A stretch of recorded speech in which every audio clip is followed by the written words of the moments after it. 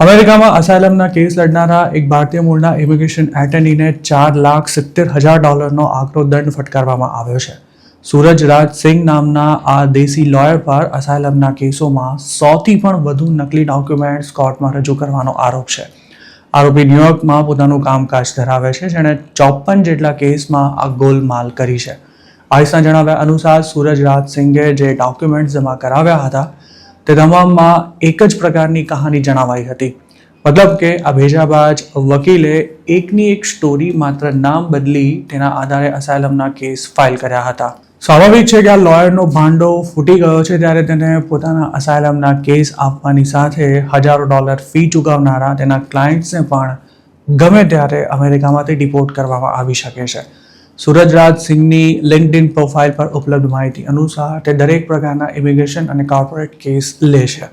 જોકે પોતાની સામે થયેલી કાર્યવાહી અંગે આ વકીલે હજુ સુધી કોઈ સત્તાવાર પ્રતિક્રિયા નથી આપી.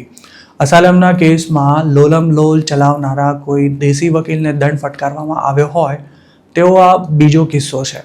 હજુ ગયા મહિને આવા જ એક મામલામાં વિનોદ ડોડામણી નામના ભારતીય મૂળના વકીલને $2.5 લાખનો દંડ ફટકારવામાં આવ્યો હતો. તેણે પણ એક સરખી સ્ટોરી અને નકલી પુરાવા રજૂ કરી અસાયલમના ઢગલાબંધ કેસ ફાઇલ કર્યા હતા. આઈસના જણાવ્યા અનુસાર સૂરજ રાજ સિંઘ અને વિનોદ ડોડામણી આખાએ અમેરિકાની ઇમિગ્રેશન કોર્ટ્સમાં કેસ લડતા હતા અને તેમના લગભગ તમામ ક્લાયન્ટ્સ ઇન્ડિયન છે. તેમના કેસમાં ફેક ડોક્યુમેન્ટ્સ રજૂ કરવામાં આવ્યા હોવાથી તેમણે રજૂ કરેલી સ્ટોરી પણ ફેક જ હશે તેવી પૂરી શક્યતા છે. DHSએ મે 2026માં જ ઇમિગ્રેશનના કેસમાં ગોલમાલ કરનારા વકીલો સામે સખ્ત કાર્યવાહી શરૂ કરવા આઈસને નિર્દેશ આપ્યા હતા. ફેડરલ લો અનુસાર ઇમિગ્રેશન મેટરમાં ડોક્યુમેન્ટ ફ્રોડ કરનારાની સામે કાયદાકીય કાર્યવાહી કરી શકાય છે.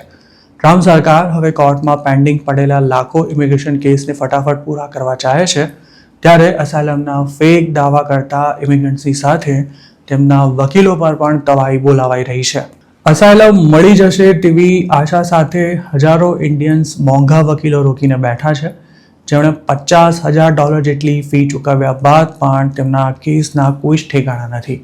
અધૂરામાં પૂરું આ મોંઘા વકીલો હવે તેમના ક્લાયન્ટ્સને આઈસમાં હાજરી પુરાવા માટે ના જવાની પણ સલાહ આપી રહ્યા હોવાથી આ તમામ દેશીઓ પર હવે ડિપોર્ટેશનનો ખતરો વધી ગયો છે. આ સ્થિતિમાં ફસાયેલા દેશીઓ દેવું ભરવાની સાથે સાથે વકીલોને ફી ચૂકવવામાં હજારો ડોલર ખર્ચી રહ્યા હોવાથી તેમની પાસે કોઈ ખાસ બચત પણ નથી રહી, જેથી જો અમેરિકા છોડવાનો વારો આવે તો મોટાભાગના લોકો ખાલી હાથે પાછા આવે તેવી સ્થિતિ છે. અમેરિકાની ઇમિગ્રેશન કોર્ટ્સમાં અસાયલમના જે કેસ વર્ષોથી પેન્ડિંગ પડ્યા છે તેમાં મોટાભાગના ફેક સ્ટોરી અને પુરાવાના આધારે ફાઇલ કરવામાં આવ્યા છે. જોકે આઈસે શરૂ કરેલી કાર્યવાહી બાદ ઇલીગલ એલિયન્સ વતી અસાયલમના કેસ ફાઇલ કરતા વકીલો સાવધાન થઈ ગયા છે. અમેરિકામાં રહેતા ગુજરાતીઓનું માનીએ તો ઘણા દેશી વકીલો અસાયલમના કેસની સાથે સાથે ગ્રીન કાર્ડ માટે ફેક મેરેજ કરાવવાનું પણ કામ કરે છે. ટ્રમ્પ સરકારે અત્યાર સુધીમાં જે 2 વકીલોને દંડ ફટકાર્યો છે તે બંને ઇન્ડિયન્સ હોવાથી હવે એવું પણ પ્રસ્થાપિત થઈ રહ્યું છે કે અમેરિકામાં અસાયલમ માંગતા મોટાભાગના ઇન્ડિયન્સની સ્ટોરી ફેક હોય છે.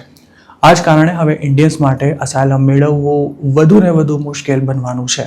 અમેરિકામાં આમે હવે અસાયલમના કેસ અપ્રૂવ થવાનો રેટ 2%થી પણ ઓછો થઈ ગયો છે અને મેગા માસ્ટર હિયરિંગ્સ પણ શરૂ થઈ ગઈ હોવાથી હજારો એલિયન્સની માસ્ટર હિયરિંગની ડેટ્સ પણ એડવાન્સ થઈ ચૂકી છે અને હવે જલ્દી આ લોકોના ડિપોર્ટેશન ઓર્ડર્સ પણ ઇસ્યુ થઈ શકે છે. અત્યાર સુધી અસાયલમનો કેસ પેન્ડિંગ હોય તેવા લોકોને સરકાર 5 વર્ષની વર્ક પરમિટ આપતી હતી અને તે આસાનીથી રિન્યૂ પણ થઈ જતી હતી. જોકે હવે વર્ક પરમિટની ડ્યુરેશન પણ 2 વર્ષની કરી દેવાઈ છે અને સાથે જ તેના રિન્યુઅલની પ્રોસેસ પણ ખૂબ જ મુશ્કેલ બની ગઈ છે.